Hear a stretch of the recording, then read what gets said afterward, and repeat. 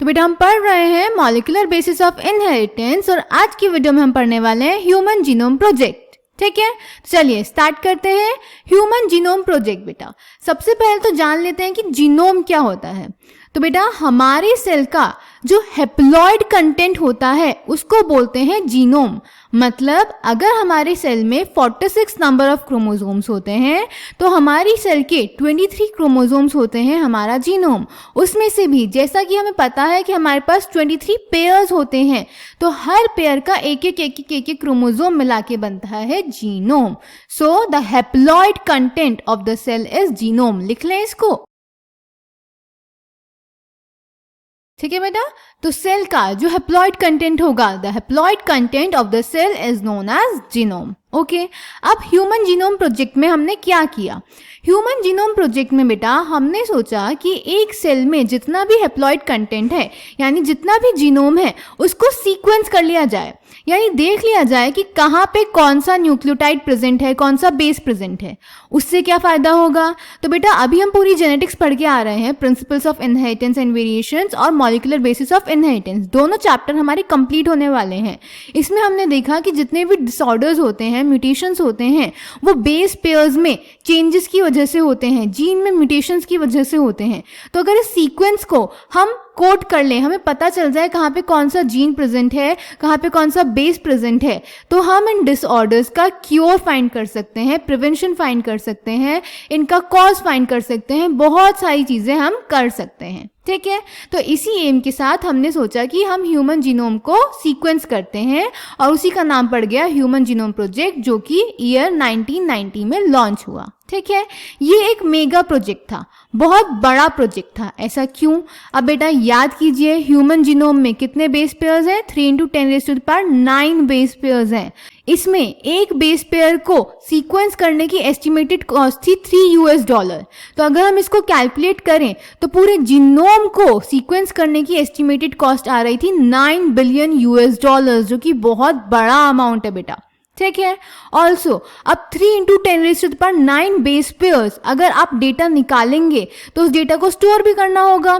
तो उस डेटा को अगर टाइप करके पेजेस में स्टोर किया जाएगा तो बेटा वो पूरा डेटा 3300 बुक्स में आएगा, जिसमें हर बुक में 1000 पेजेस होंगे और उनमें भी हर पेज में 1000 लेटर्स लिखे होंगे।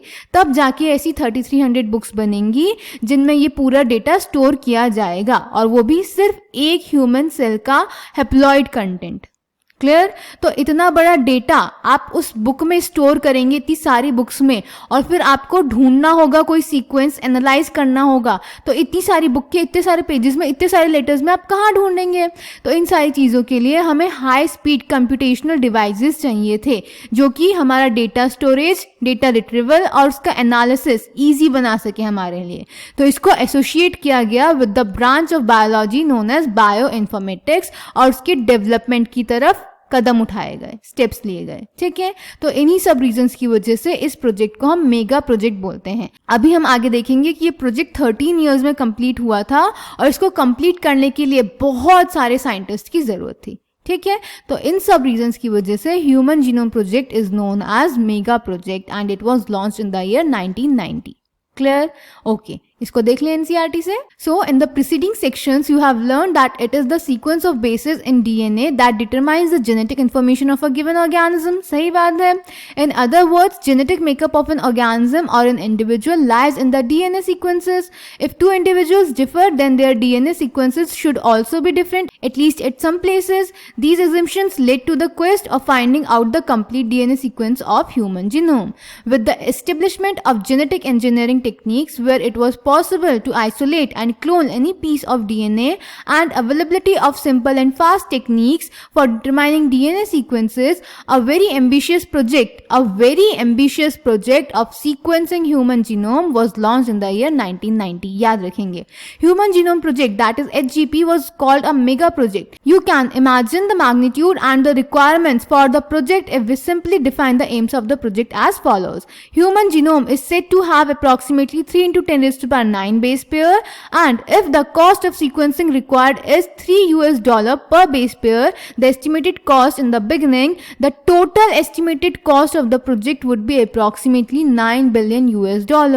Further, if the obtained sequences were to be stored in typed form in books, and if each page of book contained 1000 letters and each book contained 1000 pages, then 3300 such books would be required to store the information of DNA sequence from a single human cell.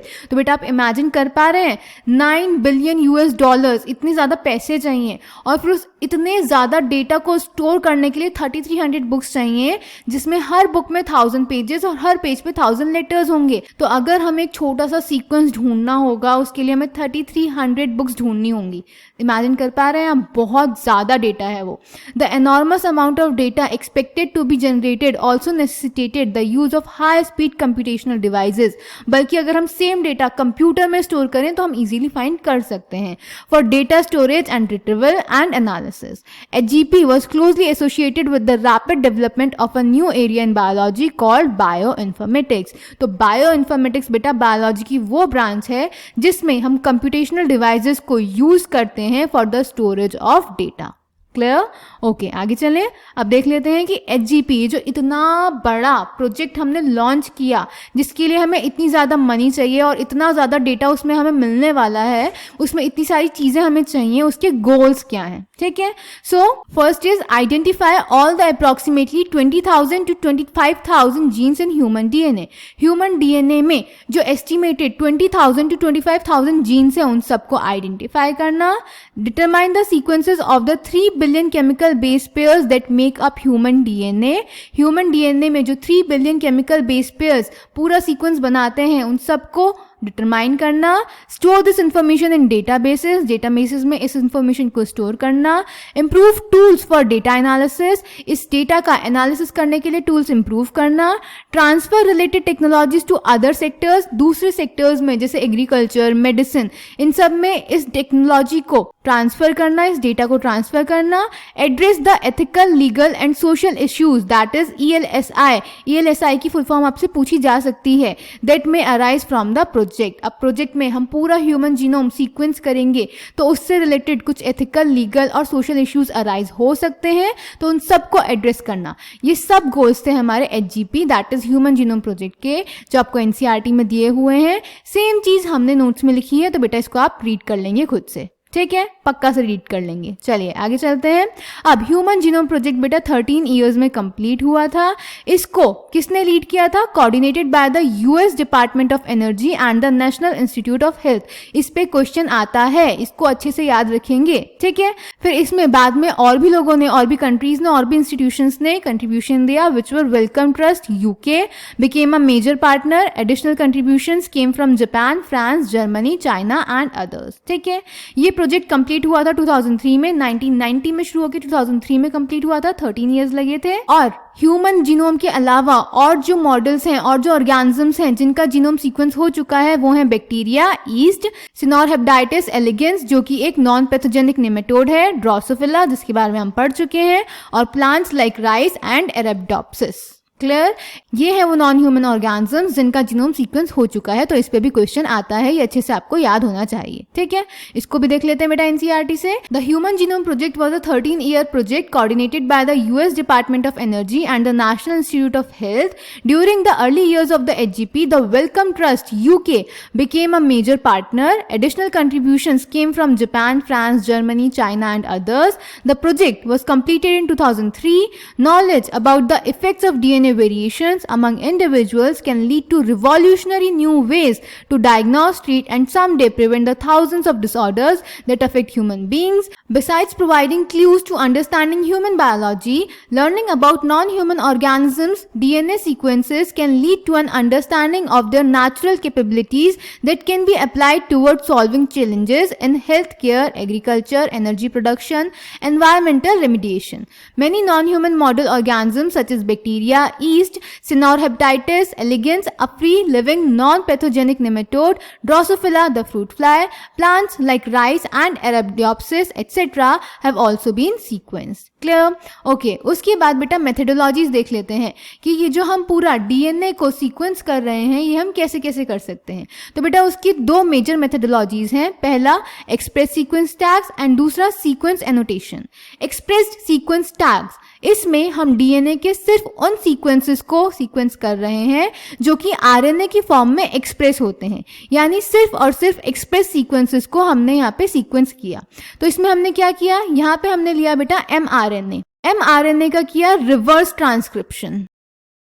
जब इसका reverse transcription होगा तो बनेगा DNA जिसको बोलते हैं cDNA. ठीक है, फिर इस cDNA के हम फ्रेगमेंट्स कर देंगे, उनकी क्लोनिंग करेंगे with in a suitable host with the help of vectors और फिर उनको सीक्वेंस एनोटेशन से सीक्वेंस करेंगे. ठीक है, तो एक्सप्रेस सीक्वेंस टैग्स में आपको क्या याद रखना है, यहाँ पे हम सिर्फ उन्हीं जीन्स को आइडेंटिफाई कर रहे हैं, उन्हीं जीन्स पे फोकस कर रहे हैं जो एज आरएनए एक्सप्रेस होते हैं. तो एमआरएनए लेते हैं, उसका रिवर्स ट्रांसक्रिप्शन करते हैं, उससे cDNA बनता है, दैट इज कॉम्प्लीमेंट्री डीएनए बनता है और उसी का हम सीक्वेंसिंग करेंगे. ठीक है, जबकि जो दूसरी अप्रोच थी दैट इज सीक्वेंस एनोटेशन, इसमें हमने पूरा जीनोम सीक्वेंस किया, चाहे उसमें कोडिंग सीक्वेंसेस हो चाहे नॉन कोडिंग सीक्वेंसेस हो, सारे सीक्वेंसेस को सीक्वेंस किया गया और फिर उसमें कोडिंग सीक्वेंसेस के फंक्शन असाइन किए गए, बताया गया कि कौन सा सीक्वेंस कौन सा अमीनो एसिड बना रहा है. ठीक है, तो दोनों में डिफरेंस क्या है, पहले वाले में EST में सिर्फ एक्सप्रेस सीक्वेंसेस कोड किए गए और सीक्वेंस एनोटेशन में SA में सारा जीनोम सीक्वेंस किया गया और फिर कोडिंग वालों का फंक्शन असाइन किया गया. समझ गए अभी सब कुछ होता कैसे है. तो सबसे पहले डीएनए आइसोलेट करेंगे, हम उसके फ्रैगमेंट्स बना देंगे, यानी डीएनए को, जो 2 मीटर लंबा डीएनए है उसको छोटे छोटे पीसेस में कट कर देंगे. फिर उसको सुटेबल होस्ट में क्लोन करेंगे. सुटेबल होस्ट को क्लोन करने का मतलब है एक ऑर्गेनिज्म में उसकी मल्टीपल कॉपीज बनाएंगे. सेल के बाहर तो आप किसी भी डीएनए की कॉपी नहीं बना सकते ना, कोई सेल की मशीनरी की हेल्प से ही आप किसी डीएनए फ्रेगमेंट की कॉपी बनाएंगे. तो पहले आपने डीएनए आइसोलेट किया, उसके छोटे छोटे पीसेस में उसको काट दिया और फिर उसको होस्ट की बॉडी में डाल के उसकी क्लोनिंग करवाई. अब किसी होस्ट में किसी डीएनए को कैसे डालेंगे बेटा, इसके बारे में एक्चुअली हम पढ़ते हैं बायोटेक्नोलॉजी में. जब हम बायोटेक्नोलॉजी वाली यूनिट पढ़ेंगे तो आपको ये चीज़ समझ में आएगी कि हम एक वेक्टर मॉलिक्यूल लेते हैं. वेक्टर क्या होता है, वेक्टर एक व्हीकल है, ये बेसिकली एक डीएनए मॉलिक्यूल ही है जिसमें हम इस फ्रेगमेंट को जोड़ के होस्ट की बॉडी में डालेंगे. जैसे आपको एक जगह से दूसरी जगह जाना है तो आप कार में बैठ के या बाइक में बैठ के जाते हैं, तो वो कार या बाइक आपका व्हीकल है, आपका वेक्टर है, उसमें आप बैठ के एक जगह से दूसरी जगह जा रहे हैं. तो ऐसे ही ये डीएनए फ्रेगमेंट्स एक जगह से दूसरी जगह कैसे जाएंगे, एक व्हीकल की हेल्प से. जो व्हीकल क्या है, एक वेक्टर मॉलिक्यूल, डीएनए मॉलिक्यूल. ठीक है, तो इस टेक्नोलॉजी में कॉमन वेक्टर्स जो हमने यूज करे हैं वो हैं BAC and YAC. BAC and YAC are bacterial artificial chromosome and yeast artificial chromosome. ये डीएनए सीक्वेंसेस हैं, इनमें हम डीएनए के फ्रेगमेंट्स को जोड़ेंगे with the help of enzyme DNA ligase और एक सुटेबल होस्ट में डालेंगे जो कि जनरली होता है बैक्टीरिया और ईस्ट, क्योंकि इनमें क्लोनिंग डीएनए कॉपिंग काफी इजी होता है. ठीक है, तो हमने डीएनए आइसोलेट किया, उसको छोटे छोटे फ्रेगमेंट्स में काट दिया, उसको वेक्टर में जोड़ा और फिर उसको होस्ट में डाल दिया. होस्ट में उसकी क्लोनिंग हो गई. जब इसकी क्लोनिंग हो जाएगी तो क्लोनिंग करा क्यों रहे हैं, तो बेटा सोचो एक छोटा सा फ्रेगमेंट है, उसका सीक्वेंस निकालना है, कितना मुश्किल काम है, कितना छोटा होता है डीएनए, आप उसको नेकेड आई से देख भी नहीं सकते हैं. तो उसकी सीक्वेंसिंग कराना तो बहुत बड़ा टास्क हो जाएगा, तो वो एक कॉपी से तो नहीं हो पाएगा. तो इसीलिए हम उसकी मल्टीपल कॉपीज कर लेते हैं ताकि हमारे लिए आसान रहे सीक्वेंस करना. उसको हम बोलते हैं एम्प्लीफिकेशन. ठीक है, तो इसीलिए हम हर डीएनए फ्रेगमेंट का एम्प्लीफिकेशन कर लेते हैं, उसकी बहुत सारी कॉपीज बना लेते हैं ताकि हमारे लिए सीक्वेंसिंग इजी हो जाए. ठीक है, फिर जब इसकी बहुत सारी कॉपीज बन जाएंगी तो एक टेक्निक होती है जिसको बोलते हैं ऑटोमेटेड डीएनए सीक्वेंसर्स. इसकी हेल्प से हम डीएनए फ्रेगमेंट्स की सीक्वेंसिंग करते हैं. ये टेक्निक डेवलप करी थी फ्रेडरिक सेंगर ने और फ्रेडरिक सेंगर को ही क्रेडिट मिला है टेक्निक डेवलप करने का जिसकी हेल्प से हम प्रोटीन्स में अमीनो एसिड का सीक्वेंस डिटरमाइन कर सकते हैं. ठीक है। तो इन फ्रेगमेंट्स की जब हमने कॉपी कर ली तो इसको ऑटोमेटेड डीएनए सीक्वेंसेस की हेल्प से हम सीक्वेंस करते हैं, जो किस प्रिंसिपल पे वर्क करता है, a method developed by Frederick Sanger. Okay, इसमें हम क्या करते हैं, हम फ्रेगमेंट्स की ओवरलैपिंग जनरेट करते हैं। ओवरलैपिंग मतलब ये जो हमने फ्रेगमेंट्स बनाए हैं डीएनए के, उसमें कुछ सीक्वेंसेस ऐसे होंगे ना जो फर्स्ट फ्रेगमेंट में भी होंगे, सेकंड में भी होंगे, तो ऐसे हम ओवरलैपिंग सीक्वेंसेस जनरेट करते हैं और उन ओवरलैपिंग सीक्वेंसेस के बेसिस पे हम इन सीक्वेंसेस को एक ऑर्डर में अरेंज करते हैं। ठीक है, और जब इस ऑर्डर में हम अरेंज कर लेते हैं तो फिर इसको हम एक पर्टिकुलर क्रोमोसोम में असाइन कर देते हैं। ओके, तो ये होता है पूरा मेथड। सबसे पहले हम डीएनए आइसोलेट करते हैं, उसकी फ्रेगमेंट्स बनाते हैं, उसको वेक्टर में डालेंगे, डीएनए लाइगेज की हेल्प से जोड़ देंगे, होस्ट में डालेंगे, वहां पे क्लोनिंग होगी, फिर हम ओवरलैपिंग फ्रेगमेंट्स जनरेट करेंगे जिसके बेसिस पे हम उनको प्रॉपर सीक्वेंसेस में अरेंज करेंगे और फिर उसको प्रॉपर क्रोमोसोम में असाइन कर देंगे। ठीक है, ये सारी चीजें बेटा हम मैन्युअली नहीं कर सकते, तो special computer based programs develop हुए हैं इस पूरे अलाइनमेंट के लिए। ओके, जो लास्ट क्रोमोसोम सीक्वेंस हुआ है वो है क्रोमोसोम 1, जो कि इस प्रोजेक्ट के खत्म होने के बाद तक सीक्वेंस होता रहा। प्रोजेक्ट खत्म हो गया था 2003 में, बट क्रोमोसोम नंबर 1 इसमें सबसे ज्यादा नंबर ऑफ जीन्स हैं, ये मई 2006 में कंप्लीट हुई इसकी सीक्वेंसिंग। ठीक है, तो ये है मेथोडोलॉजीज, इसको एनसीईआरटी से पढ़ लेते हैं बेटा। Methodologies, the methods involve two major approaches. One approach focused on identifying all the genes that are expressed as RNA, referred to as express sequence tags, that is ESTs. The other took the blind approach of simply sequencing the whole set of genome that contained all the coding and non-coding sequences and later assigning different regions in the sequence with functions, a term referred to as sequence annotation.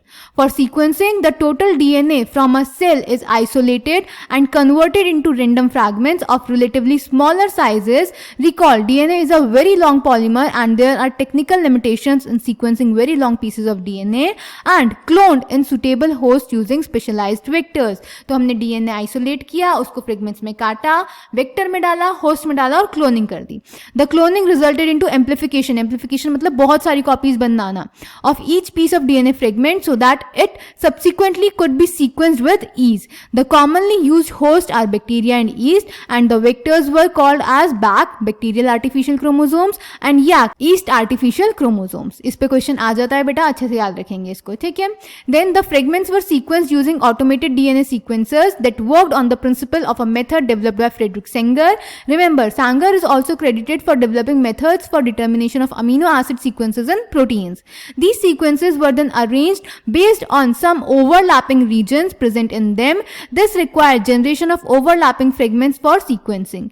Alignment of these sequences was humanly not possible. Therefore, specialized computer-based programs were developed. These sequences were subsequently annotated and were assigned to each chromosome. The sequence of chromosome 1 was completed only in May 2006. This was the last of the 24 human chromosomes, 22 autosomes and X and Y to be sequenced. Another challenging task was assigning the genetic and physical maps on the genome. This was generated using information on polymorphism of restriction endonuclease recognition sites and some repetitive DNA sequences known as microsatellites. One of the applications of polymorphism in repetitive DNA sequences shall be explained in next section of DNA fingerprinting. तो बेटा polymorphism और microsatellites के बारे में मैं आपको next video में बताऊंगी जिसमें हम DNA फिंगरप्रिंटिंग पढ़ेंगे। क्लियर?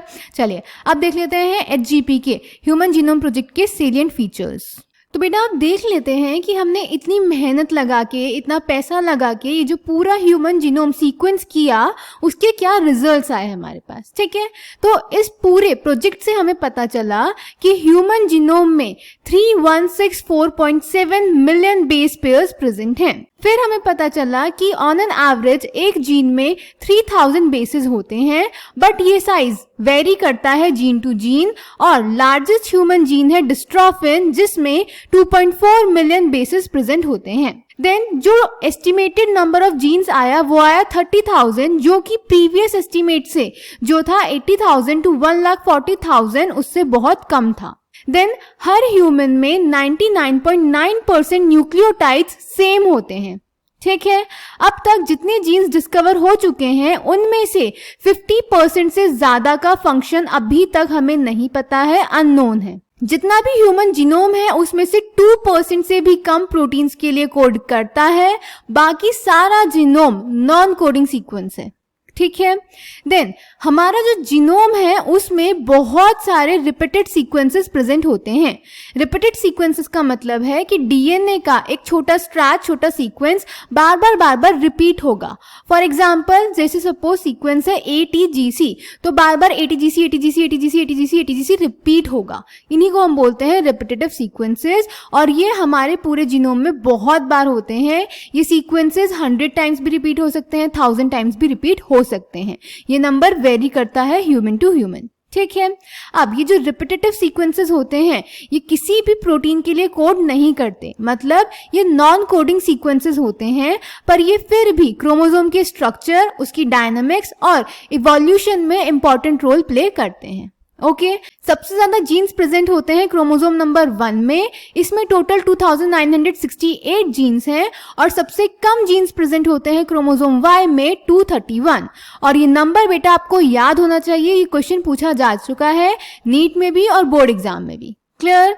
अब बेटा पूरे जीनोम में 1.4 मिलियन लोकेशंस पे सिंगल न्यूक्लियोटाइड पॉलीमॉर्फिज्म प्रेजेंट होता है, यानी ह्यूमन जीनोम सिंगल बेसिस में डिफर करता है। इनको हम बोलते हैं स्निप्स। इसका क्या मतलब है आपको मैं लिख के दिखाती हूँ। जैसे सपोज सीक्वेंस है एक ह्यूमन का ATGC,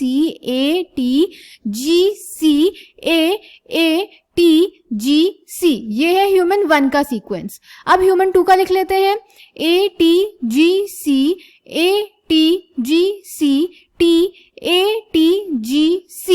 ये हो गया ह्यूमन 2 का। ह्यूमन 3 का भी लिख लेते हैं ATGC,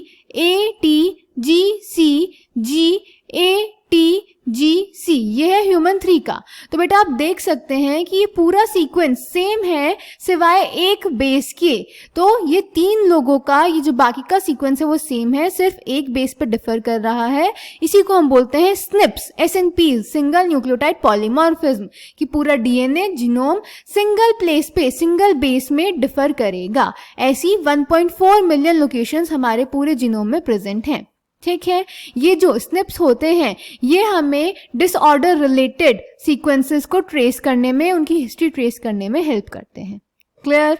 तो ये थे बेटा हमारे ह्यूमन जीनोम प्रोजेक्ट के सेलिएंट फीचर्स। अब इसको एनसीईआरटी से देख लेते हैं। Some of the salient observations drawn from human genome project are as follows.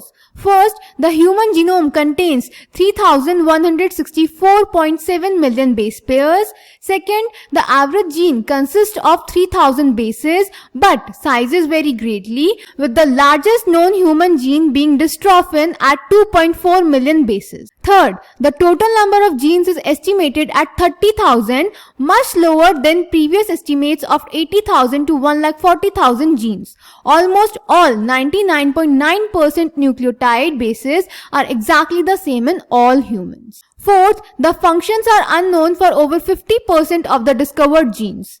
Fifth, less than 2% of the genome codes for proteins. Then sixth, repeated sequences make up very large portion of the human genome. Seventh, repetitive sequences are stretches of DNA sequences that are repeated many times, sometimes 100 to 1000 times. They are thought to have no direct coding functions, but they shed light on chromosome structure, dynamics, and evolution. Eighth, chromosome 1 has most genes, that is 2,968, and the Y has the fewest, 231. Ninth, scientists have identified about 1.4 million locations where single base DNA differences, that is SNPs, single nucleotide polymorphism, pronounced as SNPs, occur in humans. This information promises to revolutionize the processes of finding chromosomal locations for disease-associated sequences and tracing human history. ठीक है, तो ये थे बेटा HGP के salient features। अब देख लेते हैं इससे related applications और future challenges क्या हैं। So, first, knowledge from the DNA sequences will define research through the coming decades, leading to our understanding of biological systems. अब आप खुद सोचिए, अगर हम पूरा जीनोम सीक्वेंस कर लेंगे तो ये आने वाले टाइम में हमारे रिसर्च में कितनी हेल्प करेगा, बायोलॉजिकल सिस्टम्स को पढ़ने में, उन्हें समझने में बहुत हेल्प करेगा। ठीक है, with whole genome sequences and new high throughput technologies we can approach question systematically and on a much broader scale अभी कितनी सारी चीज़ें हैं जिनके आंसर हमें नहीं पता है, अभी अनडिस्कवर्ड हैं, चीज़ें उलझी हुई हैं, तो उनको एक सिस्टमैटिक वे में समझने में, पढ़ने में होल जीनोम सीक्वेंस हमें हेल्प करेगा. Can study all the genes in a genome, for example, all the transcripts in a particular tissue or organ or tumor, or how tens of thousands of genes and proteins work together in interconnected networks to orchestrate the chemistry of life. इसकी help से हम समझ सकते हैं कि हमारी body में कहाँ पे किस बायोमोलिक्यूल का ट्रांसक्रिप्शन हो रहा है, कब ट्रांसलेशन हो रहा है, कौन सा जीन कौन सा प्रोटीन बना रहा है, जिससे हम हमारी बॉडी की केमिस्ट्री को एक बेटर वे में समझ पाएंगे. ठीक है. ऑल्सो ये नॉलेज हम दूसरे फील्ड्स में भी अप्लाई कर सकते हैं. For example medicine, agriculture, chemist, बहुत सारी चीज़ें हैं. तो उनसे जितनी भी इंडस्ट्री होंगी बेटा, वो सब आपस में कनेक्ट होंगी और डेवलपमेंट होगा. क्लियर. और चैलेंज क्या है, इसके लिए हमें बहुत ज़्यादा साइंटिस्ट चाहिए, बहुत ज़्यादा मनी चाहिए. Require the expertise and creativity of many scientist from very disciplines in both the public and private sectors world wide. Clear. इसको भी एनसीईआरटी से पढ़ लें, छोटा सा टॉपिक है. Applications and future challenges. Deriving meaningful knowledge from the DNA sequences will define research through the coming decades leading to our understanding of biological systems. This enormous task will require the expertise and creativity of tens of thousands of scientists from varied disciplines in both the public and private sectors worldwide. One of the greatest impacts of having the human genome sequence may well be enabling a radically new approach to biological research. In the past, researchers studied one or a few genes at a time. With whole genome sequences and new high-throughput technologies, we can approach questions systematically and on a much broader scale. They can study all the genes in a genome, for example, all the transcripts in a particular tissue or organ or tumor, or how tens of thousands of genes and proteins work together in interconnected networks to orchestrate the chemistry of life. तो यही सारी चीजें हमने पीछे notes में लिखी हैं. तो ये था बेटा ह्यूमन जीनोम प्रोजेक्ट. इसको एनसीईआरटी से ध्यान से पढ़ेंगे, इंपॉर्टेंट टॉपिक है. प्रॉपरली नोट्स बनाएंगे अपनी लैंग्वेज में, और कोई भी डाउट होगा तो कमेंट सेक्शन में पूछ लेंगे.